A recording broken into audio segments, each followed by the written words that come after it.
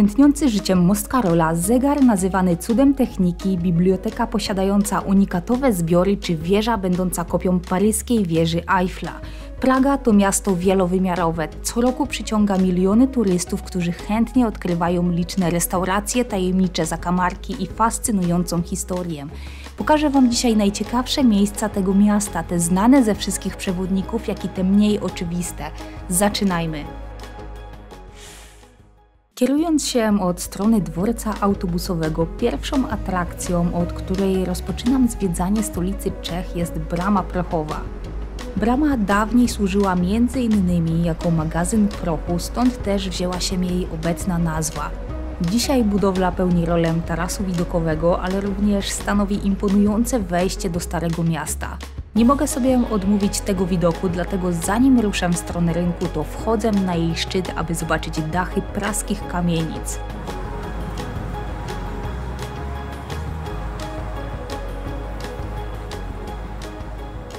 Po zejściu z tarasu widokowego idę w stronę rynku staromiejskiego. Sporych rozmiarów plac, otoczony kolorowymi kamienicami, tętni życiem o każdej porze roku.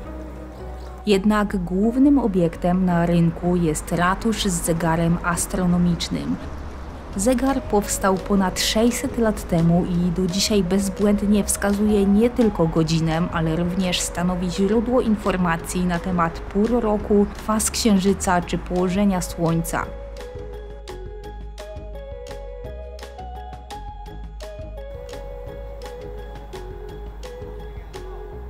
Po chwili spędzonej na rynku przenoszę się do miejsca wyjątkowego. W Clementinum, bo właśnie tak nazywa się miejsce, w którym jestem, ulokowano kolekcję około 20 000 książek. Za jedną z ważniejszych uchodzi Kodeks Wyszehradzki, którego szacunkowa wartość wynosi, uwaga, około 40 milionów euro.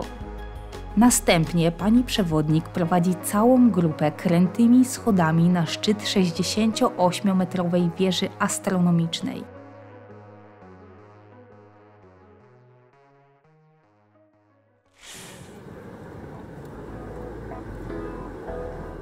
Dla osób lubiących niecodzienne zdjęcia polecam zajrzeć również do znajdującej się w okolicy Biblioteki Miejskiej. W holu znajdziecie ciekawą konstrukcję książek z wbudowanym lustrem tworzącym iluzję niekończącego się tunelu.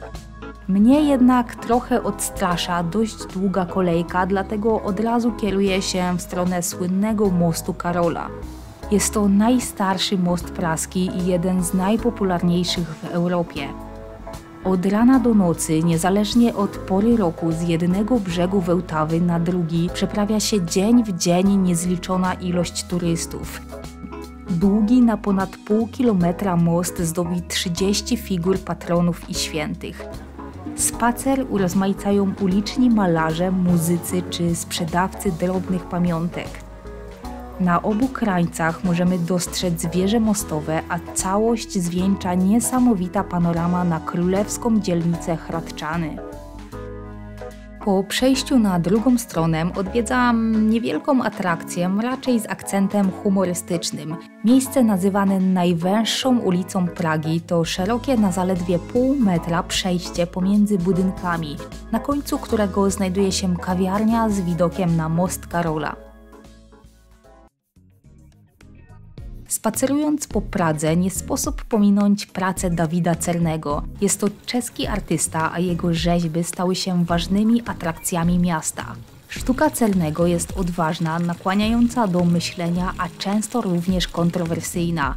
W celu odnalezienia kilku rzeźb przechodzę przez usłany kolorowymi kamienicami kanał Certowka, nazywany praską Wenecją, i kieruję się w stronę parku Campa.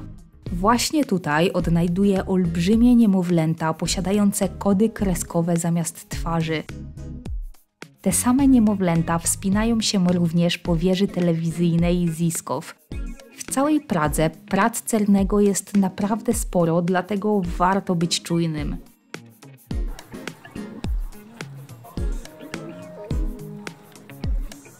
Ja natomiast ruszam dalej. Kolejny przystanek to ściana Johna Lennona. Może się wydawać, że mam przed oczami zwykły mur, jednak pierwsze graffiti powstały tutaj w latach 80. jako wyraz buntu.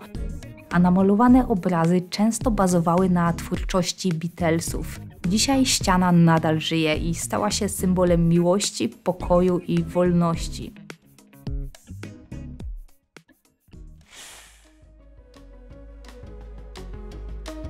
Idąc wzdłuż Wełtawy, przechodzę przez most Legii i postanawiam zejść po kamiennych schodach na Wyspę Strzelecką. Można tutaj odpocząć od zatłoczonego centrum i spojrzeć na most Karola z innej perspektywy. Jednak najciekawszą atrakcją wyspy stanowią wszechobecne nutrie, które czują się zupełnie swobodnie wśród ludzi. Należy tylko pamiętać, że dokarmianie tych gryzoni jest surowo zabronione.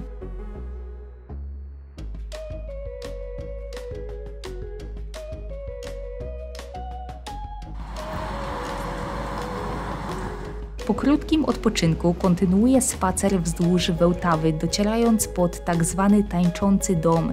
Budynek kształtem przypomina sylwetki tańczącej pary, dlatego też turyści chętnie tutaj przychodzą i fotografują ten biurowiec. Pod koniec mojego pobytu w Pradze przenoszę się pod największą atrakcję. Hradczany, dzielnica usytuowana na wzgórzu, przyciągająca spojrzenia praktycznie z każdego punktu nad brzegiem Wełtawy. Według Księgi Rekordów Guinnessa jest to największy kompleks zamkowy na świecie pod względem powierzchni. Ale nie przedłużając, kupuję bilet podstawowy upoważniający do odwiedzenia 4 miejsc. Zaczynam od Złotej Uliczki. Dzisiaj jest to niezwykle urokliwe miejsce z brukowaną uliczką i kolorowymi domkami, wewnątrz których znajdziemy sklepiki lub ekspozycje. Dawniej mieszkali tutaj strażnicy ochraniający zamek. Po nich pojawili się drobni rzemieślnicy, natomiast z biegiem lat domki stały się schronieniem dla najbiedniejszych mieszkańców. Co ciekawe, w jednym z domków swego czasu mieszkał znany na całym świecie pisarz Franz Kafka. Na końcu uliczki znajduje się wieża, która służyła jako więzienie i katownia.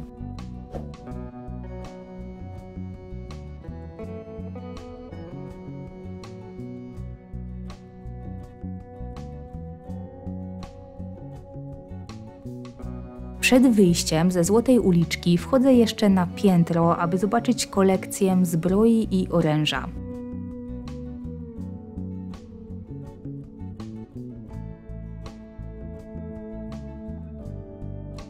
Kolejnym miejscem w ramach mojego biletu jest Stary Pałac Królewski.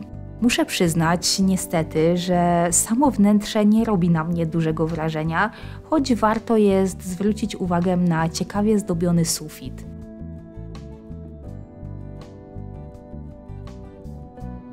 Wychodząc z pałacu, od razu udaję się w stronę przedostatniego obiektu, jakim jest Bazylika Świętego Jerzego. Po przekroczeniu progu niespodziewanie znajdujemy się w prostym i surowym wnętrzu, na co nie wskazywała fasada budynku. Również będzie to świetny kontrast do katedry Świętego Wita, którą zostawiłam sobie na koniec.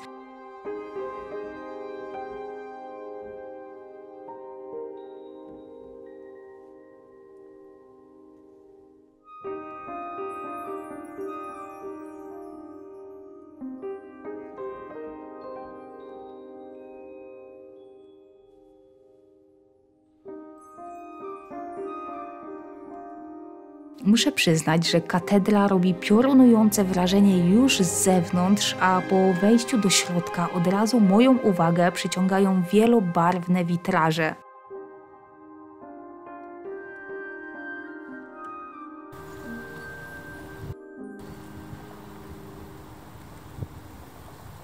Na koniec mojej podróży przez najciekawsze miejsca w Pradze pokonuję nieskończoną ilość schodów, aby wdrapać się na wzgórze Petrin.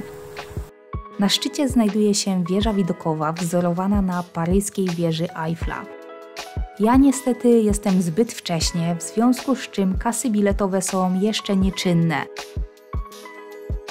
Powoli schodzę, tym razem malowniczą ścieżką wśród jabłoni, a Wam dziękuję za wspólnie spędzony czas i do zobaczenia na szlaku.